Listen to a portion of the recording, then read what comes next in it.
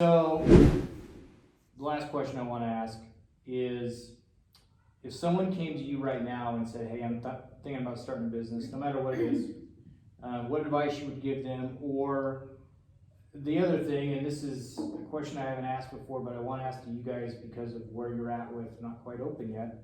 What advice did you get from someone through this process that gave you the confidence that you wanted to open a business? I think for the first question, something I would tell somebody else, it would be two things. One would be go for it, because like my wife Amy said, if you don't, you might spend the rest of your life, your years regretting or wondering what if. And so I just go for it. Yeah. Secondly, make sure you have a good accountant. Yep. Yep. Yeah.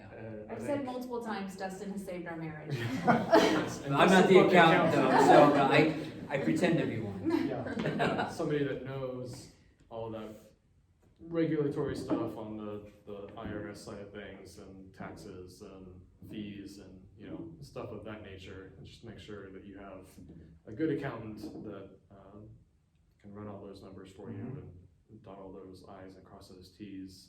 That just takes, if somebody can do that on their own, I mean, more power to them, but I'm so glad we hired that out. Yeah. So. Yeah. I would piggyback off that too, really well. Accountants also, hire a good lawyer too, to create all the paperwork, make sure that that's like set and, finalized and in paper, like operating agreement. That's really big because,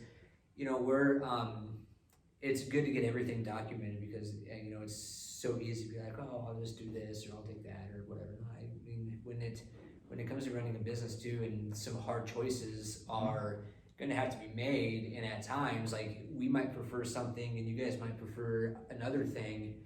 Well, we kind of have to know who has the, I guess, more say. Sure. And having that on paper is huge, and that's okay. That's okay. And then the other thing I was going to say too, which I forgot what it was, brain fog. I don't know, do you have anything to add?